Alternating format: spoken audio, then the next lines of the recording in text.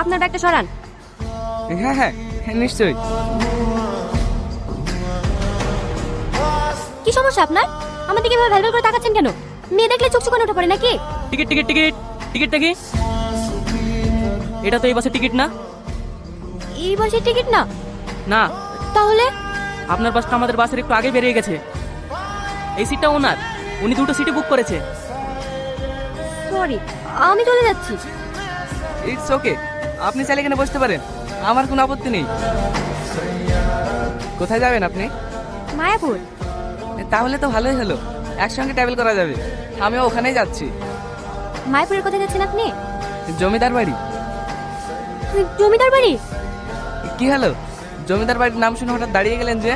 ভয় পান নাকি? না না, ভয় পাই না। বড় সাহেবকে আমি অনেক শ্রদ্ধা করি। আর তাছাড়া আপনি ওই বাড়ির ছেলে, আপনার পাশে বসে আমি যেতে পারি? আপনি ভুল ভাবছেন, আমি ওই বাড়ির ছেলে না। তাহলে আপনি ওই বাড়িতে কি করতে যাচ্ছেন? আমি একজন ইলেকট্রিশিয়ান। জমিদার বাবু বলছিল ওই গ্রামে নাকি কারেন্টের খুব সমস্যা, তাই জমিদার বাড়ি যাচ্ছি। আর আপনি? আমার ওই গ্রামেই বাড়ি। আমি কলকাতায় পড়াশোনা করি। আমার পড়াশোনার যত খরচ সব জমিদার বাবুই দেয়। জমিদার বাবু আজকে হঠাৎ এই সময়? হ্যাঁ, আমার লাতে আজকে বাড়ি আসছে, তাই একটু বাজার দিকে যাচ্ছি। রোহন বাবু বাড়ি আসছে? হ্যাঁ। চাষবাস সব ঠিকঠাক চলছে তো? হ্যাঁ বাবু, আপনার তো সব ঠিকঠাক চলছে। আচ্ছা ঠিক আছে, আমি এখন আসি। সত্যি আমাদের জমিদার বাবু অনেক বড় মনের মানুষ। হ্যাঁ রে, আমি যখন খেতে পাইছিলাম না তখন আমাকে এই জমিটা দিয়েছে চাষ করার লেগে। আর আমার মেয়েকেও বাইরে পড়াশোনা করার জন্য পাঠিয়েছে। জমিদার বাবু যদি আমাদের পাশে না থাকতো তাহলে যে আমাদের কি হতো। এই ছুটকি, তো দাদু কোথায় গেছে রে? দাদু মাংস আনতে গেছে বড় মা। আপনার কোনো মাংস নিয়ে আসেনি? এই রাকেশ, রোহন কাঁচা যাস না এখনো? এই তো চাষি বড় মা। মায়াপুর মায়াপুর মায়াপুর, নামুন নামুন নামুন।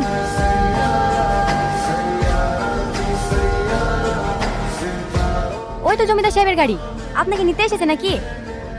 হ্যাঁ, আমি তো এই গ্রামের কিছু চিনি না, তাই জমিদার সাহেব গাড়ি পাঠিয়ে দিয়েছে মনে হয়।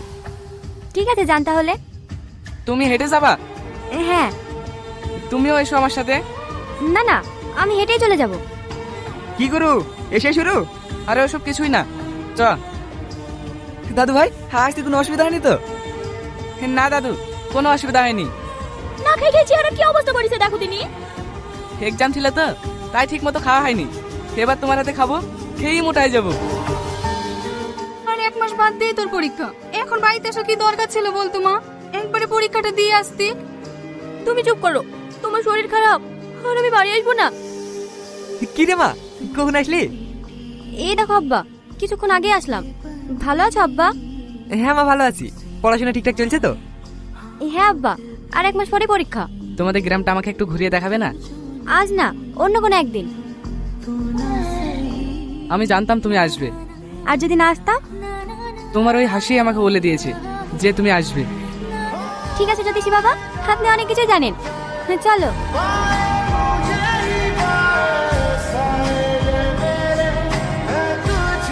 এই জায়গাটা আমার অনেক পছন্দের। প্রকৃতির মায়াবী দৃশ্য যেন আমার সব ক্লান্তি দূর করে দেয়। আচ্ছা, তুমি আমাকে কখনো ছেড়ে যাবে না তো? জীবনে যতদিন বাঁচবো তোমাকে নিয়েই বাঁচবো। দাদু, আমি নিজের হাতে আপনার জন্য পায়েস বানিয়ে এনেছি, খেয়ে দেখুন তো কেমন হয়েছে। তুই তো অনেক বড় হয়ে গেছি, কবে বাড়ি আসলি? এই তো কিছুদিন হলো দাদু। হে এখানে আরোহণ, হে এটা আমার লাতি। ছোটবেলা থেকে বিদেশে পড়াশোনা করে, আজ 3 দিন হলো বাড়ি এসছে।